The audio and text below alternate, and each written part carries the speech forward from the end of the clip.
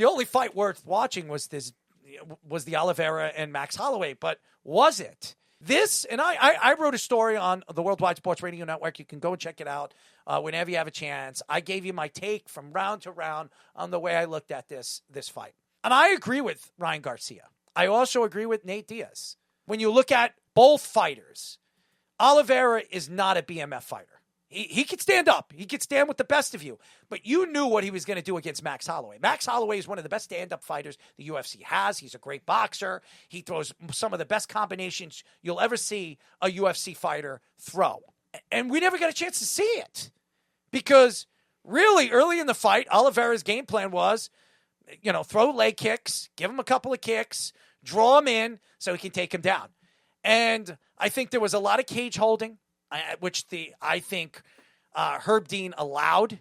Was it Herb Dean? I don't know if it was Herb Dean. Was it Herb Dean? I forget who the referee was, but whoever was the referee of the fight allowed a lot of cage holding. I thought both Max Holloway and Oliveira were grabbing the cage a lot. There should have been points deducted in the fight.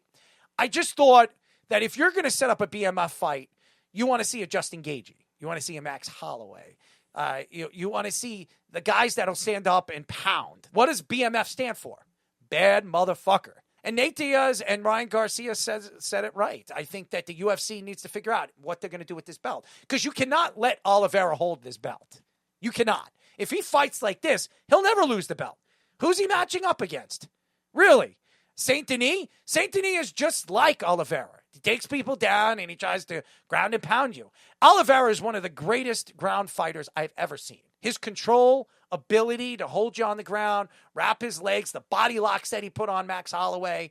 I don't know if anybody watched the fight, but he was doing things that I've never seen a fighter really do. He was using his chin he was dropping his chin on his face to try to open up cuts. I've never seen anything like it. Usually you drop elbows, you're throwing fist or hammer, hammer pound or crap, they call them hammer fists. But he was dropping he's dropping his hip. He was really controlling the fight. I thought it was just complete domination. Max Holloway said it best. He was the better man tonight, and he'll be back. But do you want to see this again? Do you want to see Max Holloway and Charles Oliveira Part 3? I don't think so. I think I've seen enough of this. Oliveira, I want to see him match up against somebody that's going to keep him on his feet and challenge him. The last fight, Ilia just completely beat the hell out of him. And Oliveira, I've never seen Oliveira get completely dominated like that by anybody. And I don't think there's anybody right now in that weight class that can beat Oliveira, because Oliveira is that good on the ground. Even as you look at right now, Saint Denis. Saint Denis is a great fighter, and I know he wants to fight for a belt. He doesn't want the BMF title. He doesn't want it, but if he can get a title shot to get that belt, to get a title shot, I think Denis would be the guy that I would challenge Charles Oliveira against, because both guys are great ground fighters. Ciryl is not. He's a boring fighter. I don't. And I know you probably disagree with me.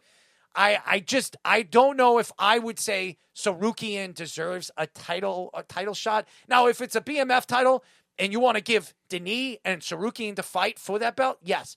If I'm Charles Oliveira, I don't hold on to the belt. I get rid of the belt. To me, it doesn't fit who he is as a fighter.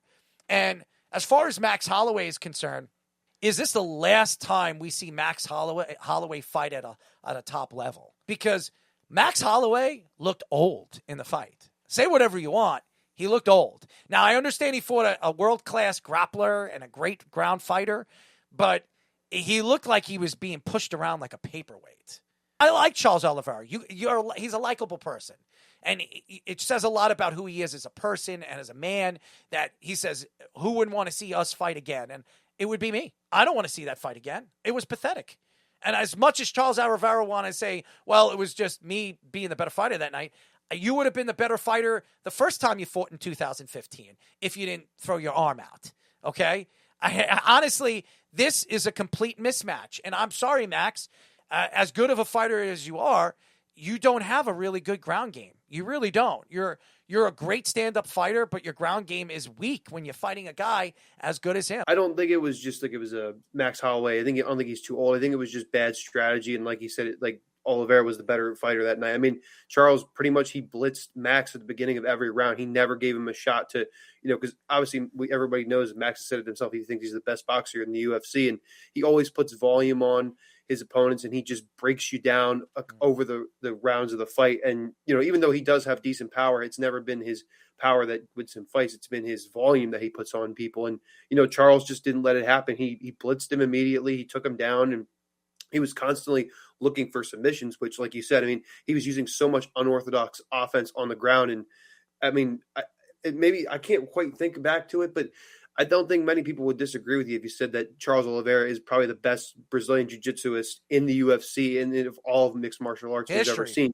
Mm-hmm. He's so comfortable on the ground. Like even when he gets knocked down, when he's fought guys like Dustin Poirier and Justin Gaethje, he looks more comfortable on the ground. I mean, even against Ilia Topuria, he wanted to stay there because he was always looking for submissions. He's always looking to finish you. And it seemed like just Max that he was constantly having to fight off those submissions because Oliveira was constantly trying to get his neck. He was constantly going for face cranks, and he just couldn't get, Holloway, I give him a lot of credit for not giving up, but he just couldn't get off of him. And like you said, it was a fantastic performance for Oliveira, but for the BMF title, it's definitely the weakest fight for the title ever was. And I do kind of agree with Nate Diaz and Ryan Garcia. It's a gimmick belt. So even if it's a cool title, again, it's the baddest mother effer, but it doesn't really show much prestige. It's not an undisputed title. And it's really all it is. Like you said, it wasn't that great of a card. It was just a gimmick to get people to want to buy tickets and buy the pay-per-view, and total domination by Charles Oliveira. And like you said, and like Nate and Diaz and all them say, it's a gimmick belt. It's a cool idea, but there's really no prestige to it other than just to have a cool title. In terms, I don't really know how much it's going to jump Charles Oliveira up the lightweight rankings. It's not. Now, personally, for me, I would love this. I know you're saying there probably isn't many people for him to fight. I would love run back UFC 300, run back Arman Saruki and Charles Oliveira too. Obviously, because we have UFC Freedom 250, Gaethje, Topuria for the lightweight title. Have those two fight in the title eliminator.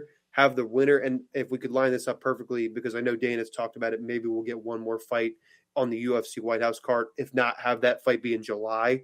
And you could hopefully line up the winner of those two fights at the end of the year, maybe November, December in New York City at Madison Square Garden. I think that would be sweet. For Max Holloway, it was I think it was a rough performance for him. He's just going to have to get back in the gym and work on his grappling and wrestling. I mean, look, he went against arguably the greatest Brazilian jiu-jitsuist fighter of all time. So it's a tough ask. But yeah, I mean, it was just unfortunate because he kind of looked just helpless. He looked old, and he throws great combinations. He did. A couple of combinations that he was throwing, you could see that he is the better boxer, better stand-up fighter. But you knew what Oliveira was going to do. You knew what he was how he was going to dominate you, especially if he got you against the gate, and he did. He just completely dominated the fight, and it wasn't even hard. Once he blocked his arms around him, Max Holloway had no answer to him. It only had an answer in the fifth round when he got up for the first time. It was really, it was just bad.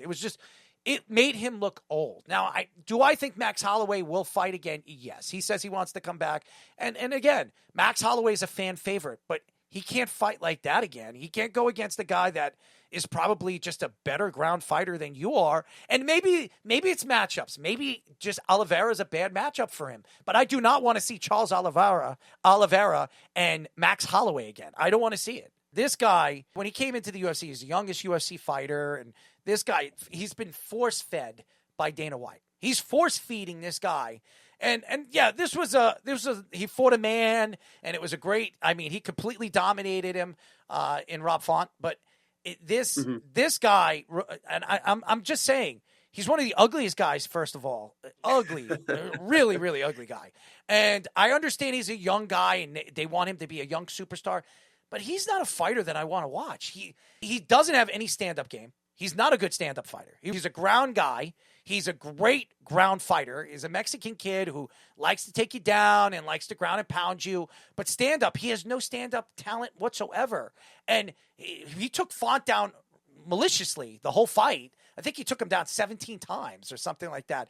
And it's just a complete mismatch because I think that Dana White fed him this guy because he wants this guy to get in the winning ways because he wants to give him a title shot. Rojas he's a good kid, and he's fun to watch when it comes to ground fighting. He's a Brazilian jiu-jitsu artist. He's a black belt. He's fun to watch.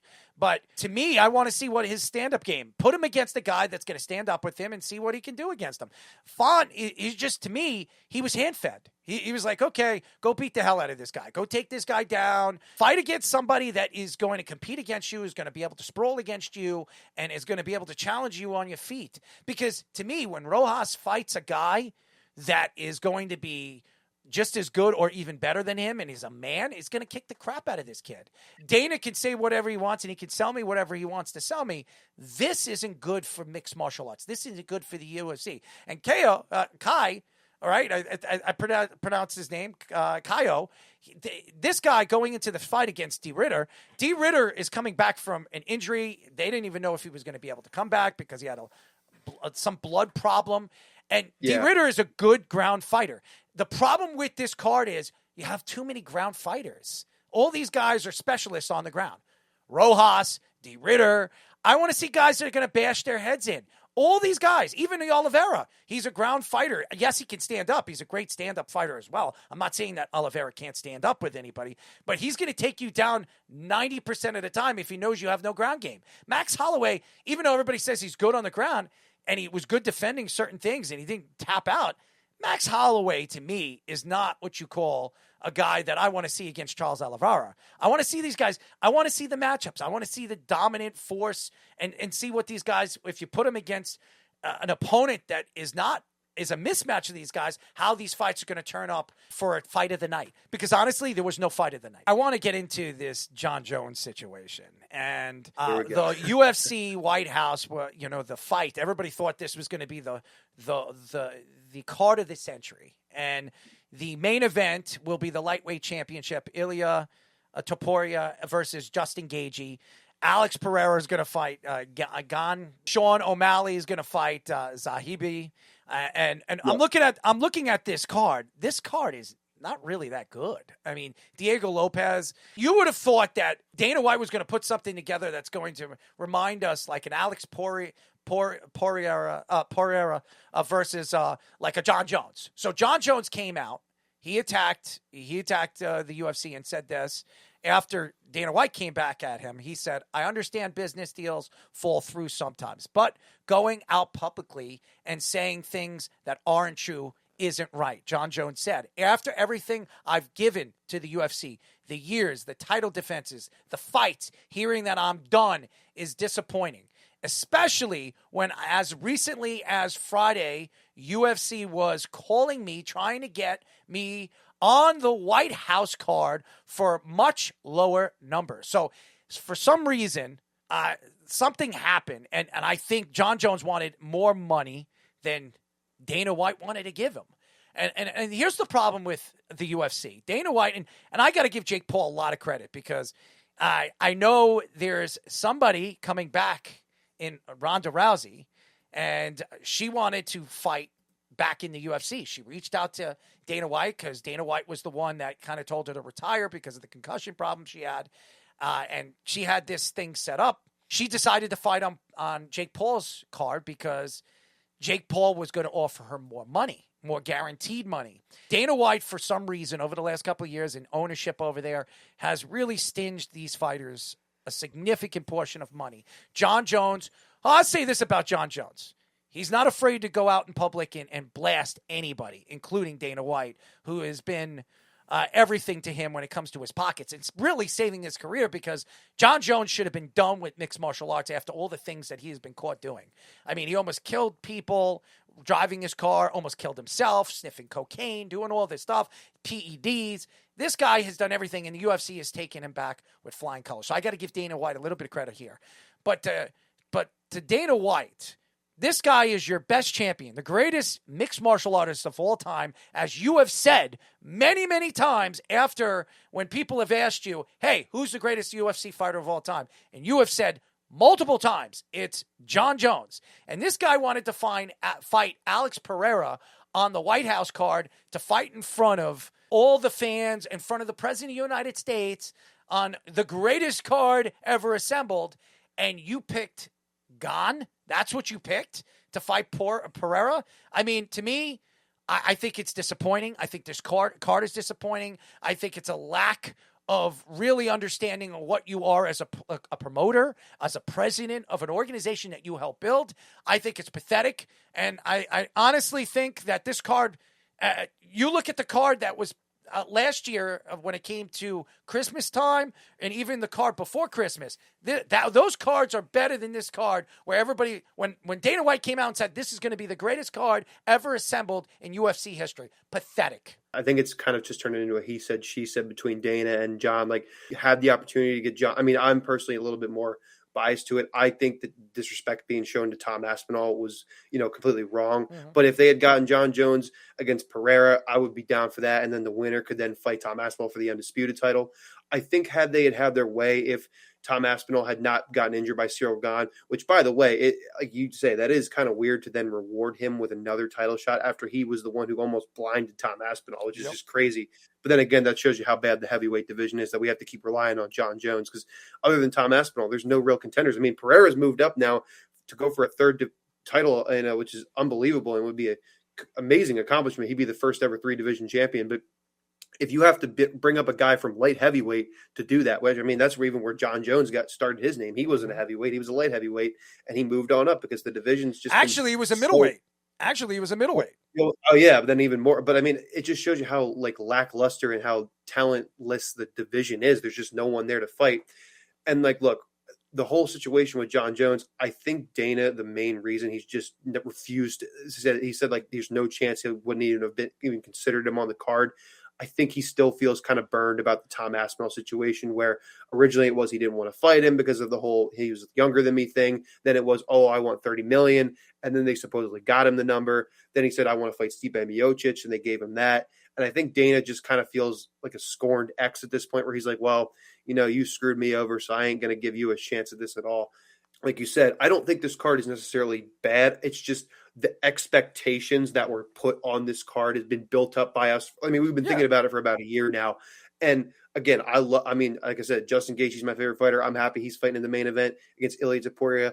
Periera versus Gane should be a good fight, but of course, we would have loved to have John Jones or Tom Aspinall on that card. The whole Conor McGregor situation, whether how you feel about him or not, I think the entire world was kind of expecting us to get a Conor McGregor fight. I mean, hell, Michael Chandler's on the card. You literally could have done it, but we got Chandler. How is Michael Chandler on this card? I mean, come on. And Lopez has lost back-to-back fights against Volkanovski. Why is he on this card? They did make some interesting choices. I think for one, interesting, absolutely politically. I'm saying it's interesting in the sense that it doesn't really make sense. Yeah, it's political. It should Sean O'Malley, I think is great, but I think it should have been him versus Corey Sandhagen. The fact that Michael Chandler without Conor McGregor, because Chandler hasn't won a fight since. Hell, I think he beat Tony Ferguson. I mean, I don't know. It's how is he strange. On this card? I mean, and Lopez has lost back-to-back fights against Volkanovski. Yeah, Diego Lopez is a great fighter. I'm happy to see, but it's like you back-to-back losses against. Why isn't Volkanovski on this card defending his title? I mean, Lopez. Again, it might be too quick of a turnaround. Why? He never got hurt. He kicked the crap out of Lopez. He had not one scratch. Yeah, I think the reason that they're waiting for it, though, is because in 2 weeks we have Lerone Murphy versus Movsar Evelev, and that probably will be the winner or the next contender for Volkanovski. And depending on how much they beat the crap out of each other, it might be not quite a quick of a turnaround. None of them are beating him anyways. I don't think it's a horrible card, but in terms of our expectations, it does feel like a little bit of a letdown, especially when you do see some of the matchups. Again, the main event, stellar. Co-main event, I think will be great. But the middle and then the beginning of the card. I mean, they hazed us to talk about this over the past year and a half, saying this is going to be the greatest card the UFC has ever assembled. We thought maybe Conor McGregor on the card, maybe a Nate Diaz coming back and fighting Conor for 3. That would have been great. Volkanovski, somebody else, and Ilia's coming back to fight Gaethje. That's what everybody. No Islam Makhachev either. Yeah. I mean, they were talking about that. I've heard there was a rumor that it was supposed to be Topuria Makhachev for the welterweight title. So that would have been Ilia going for 3 belts, which would have been great. But again, it's all rumors. No one really knows. But again, yeah, it's like they did kind of tease us a little bit. And it's a good card, but it's not the cream of the crop we were kind of hoping for. I bet you Christmas time this coming year is going to be better than this card, where everybody says, this is going to be the card of the year.